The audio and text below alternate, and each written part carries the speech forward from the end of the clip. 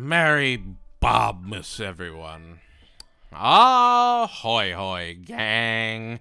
If this is your first time with us, welcome. And if you're joining us from a previous video, hey, we love to see it. And I hope that you, yes, you, are doing well. Hour 13, part 13, top 5 episodes of season 13. So much to see, so much to love. So, what worked? What failed? What Andy Richter competitions will be curtailed? There's a lot to see and a lot to be seen when we look at the top 5 episodes of season 13. Number 5, Show Mama from the Grave. I mean, okay, even if you can't relate to this episode, just from like a narrative structure standpoint, this episode checks all the boxes for arguably a perfect episode of anything. Don't get me wrong, this is number 5, but that is not a bad thing at all. Season 13 is just an incredibly strong season, and I don't have episodes on here that I'm sure will upset people. Like, it is a very contentious season to come up with a top 5 for. And I cannot emphasize enough, Show Mama from the Grave is an outstanding episode. Not only do you have the family going to see Bob's mom's grave, you have Teddy panicking and building, the most frustrated meatloaf known to man, and I love that. I adore where they're taking Teddy, where they're taking the family, and, I want to sit here and I want to go, and that has its own magical weight to it, and the episode can mean a lot for a lot of people in a lot of different ways. But as someone that has lost a parent early on in your life, you don't go to their grave a lot.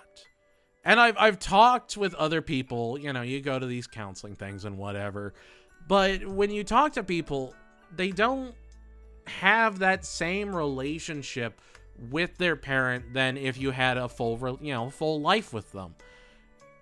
And there's always this, do I go? Would they be proud of who I am?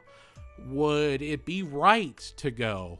Have I earned visiting their grave? And to see the conflict in Bob shows that this wasn't written just to, emotionally manipulate someone. It was written by someone that at least understands the complexity of visiting a parent's grave when they were taken from you much too early on. I just, there's a quiet tranquility to this episode. And to have that moment, the best moment of that entire episode, I would say, is the smile Bob has when he watches his kids go down the hill. That, this is my family. It means something. This is a perfect episode that ends on a perfect note. And the fact that there are episodes above it shows how strong this show is still going 13 seasons deep. Number 4, Comedy of Errors. I could watch this episode on mute for hours and never get bored. I could have this on in the background on a loop while I cleaned my apartment or something, and every time I'd look at it, I would be blown away. I'm not going to sit here and say this is the funniest episode of Bob's Burgers or my favorite, but watching this episode and having experienced a meteor shower party, it really gets the gravity of the situation, the odd mysticism to it. Like, you know why a meteor shower happens, and making a wish on a star probably doesn't do anything, but you just, for that one moment, you believe. You can see everything else in every science book, and you can understand why things are the way they are, but sometimes it's just incredible to see a meteor, to see comets streaking across the sky. And there's this beauty, this quiet magic to this episode. You know, the shading is brilliant. Again, I know it's a weird thing to say, like choreography in an animated show, but they really treat it like there's living actors in this show, and it's like there's an actual cameraman.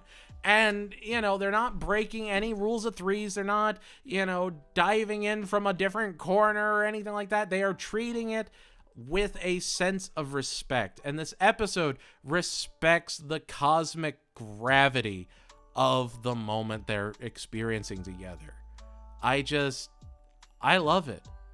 I really love Comedy of Errors, and it really stands out to me how gorgeous it is. Number 3, Radio No You Didn't. I'll admit, I was watching The Penguin while I worked on this, so hearing Kristen Milioti on this was just, she's great. I really liked her in this episode. But I think what really got me here was just how weird this episode was, how unique it was, how it was literally just Bob telling a story about his family. It's not the kids imagining what would happen or anything like that. There's no extra jokes or anything. It's just genuinely, hey, here's something really cool that your great grandma did. And, you know, that's it. But it's how it's delivered that it just sort of, I don't know, it really works. I keep coming back to it, and I'm just sort of blown away that this is coming from season 13 of Bob's Burgers. And, you know, obviously, if you look at my American Dad stuff, I love stuff like Gold Top Nuts, like Rabbit Ears. And it's not even surreal in that way. It's just a story. It's just Bob telling everyone a simple story. I don't know. I appreciate the quiet wonder there. I know I've said that a lot, but that's kind of the thing that Bob's Burgers is really good at, is like, if you're going to binge a show and just have it on in the background, Bob's Burgers has become the perfect background noise. It has become the perfect, you know, maybe it catches your attention and you sit down and you watch the rest of the episode. Maybe you just let it play through because you know in 23 minutes you'll get to an episode you kind of enjoy. And this episode really is the best of both worlds. If it's on in the background, you go, oh, that's neat. And if you sit down and you watch it, you go, oh, that's really creative for Bob's Burgers. I wasn't expecting that. And it just, I don't know, it works. I know I say that constantly, but it does. And the fact that I can find 5 episodes from season 13 that I am just kind of enchanted by is odd to me.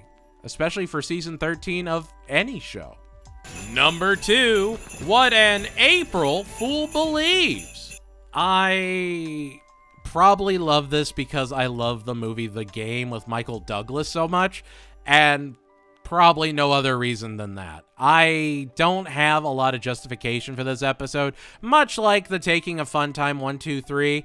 I just really love episodes like this, and I think it's fun, because, like, yeah, Fish Odor isn't the best landlord. He's a weird guy, and he does rope people into his shenanigans a lot, but I really like his relationship with Bob.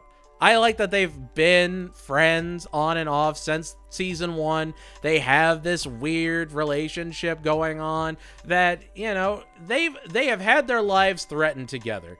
They mean something more to each other than just tenant and landlord. Calvin wants Bob in his life, and that's just such an interesting angle to work with. I don't know. I appreciate that there's still some whimsy in the people that Bob knows. Like, Bob goes all out to prank Mr. Fish Odor, not just because he might lose his apartment or his restaurant or everything he knows and loves, but because, you know, if that's the only way you're going to get me to do it, all right, let me go all out. Let me give you what you want. You have actually put a ton of effort into this, and he appreciates Fish Odor. And through Bob appreciating Mr. Fish Odor, you appreciate Mr. Fish Odor a little bit more. And I don't know, that it stands out to you. This episode, it's an episode just for me. I know that. I know there's plenty of people that probably justifiably hate it, but this episode will always just ring true to me. It has a lot of elements from things like, again, the game or even just tag. I like that friends doing something together, even if it's weird, just as a way to bond. And we've seen that with Fish Odor and, the gingerbread houses or him and his weird island friends. It works. And number 1, Amelia. Yeah, I know. What a cop-out answer. But hear me out. Amelia is a gorgeous episode. I don't think anyone's going to challenge me on that.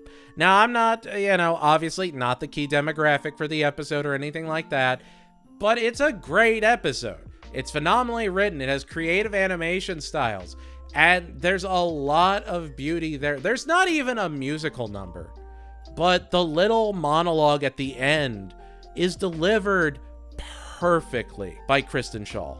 Like, that is a career best performance right there. And I have followed her career for a long time. She is a fantastic actor. And I think her performance as Louise in this episode is perfect. It stands out. Even Andy Richter is good in this episode. But as much as I love the Louise stuff, as much as I think that's all fantastic, and there's a really great heart-to-heart in there, the emotional core is fantastic, the representation is standout and dynamite, I gotta talk about the B story. Because Paul Reubens was perfect in this episode. I mean, the world became a sadder place when he died. Like, I'm not going to take this time to just gush about, Pee Wee Herman and Paul Reubens and the evolution of meta comedy as we know it or anything like that. But, like, I have fond memories of watching reruns of Pee Wee's Playhouse with my dad. My dad loved Pee Wee's Playhouse. He loved meta comedy like that. He loved Mystery Science Theater. He loved, anything in that weird niche idea. And Paul Reubens brings such a great energy to this episode that you don't even realize it. But if you go back and you watch and you just listen for the massage therapist parts, now you have to lie for the rest of your life that you have a son named Gene. His delivery is so perfect. It's so perfect for Bob's Burgers. And yet, if you go and watch, anything with Paul Reubens in it, not necessarily Pee-wee, you see that's his delivery. He fits so organically into this show. Like, the comedy stylings of Paul Reubens and Pee Wee Herman were so impactful on a series that came out, well over 30 years after Pee Wee's Playhouse first premiered. The cultural impact can be felt. And to hear him in this episode, to hear him, bouncing back and forth with John Benjamin in one of his last roles before he sadly died, it makes you get all misty-eyed. I will admit, I cried hearing him in this episode. He was a comedic legend gone much too soon. He was a comedic legend that redefined what meta comedy could be. He pushed the envelope. He did incredible things. And, I come back to this episode. I've watched it 4 times since my review because, the Amelia stuff, the shadow puppet stuff is gorgeous. It's brilliant. But just hearing Paul Reubens in this episode, just giving his all, showing why he was a legend,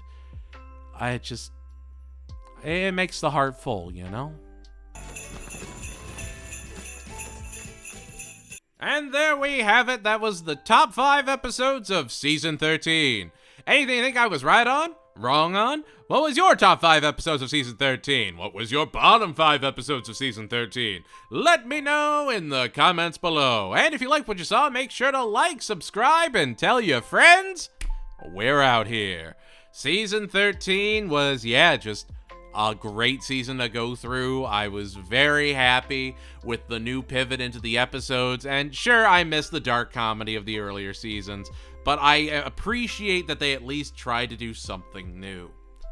Anyway, that's going to do it for us here at the Lecture Hall. If you want to support the channel, consider joining our Patreon or membership programs today. $2 a month gets you special polls, posts, and even your name on this fancy list. Woo! Thank you all so much for watching. Remember to stay strong, keep fighting that good fight, and know that I'll always believe in you. You can do this. And I'll see you all in the next epic chapter of Mary Bobmas. Goodbye, everybody.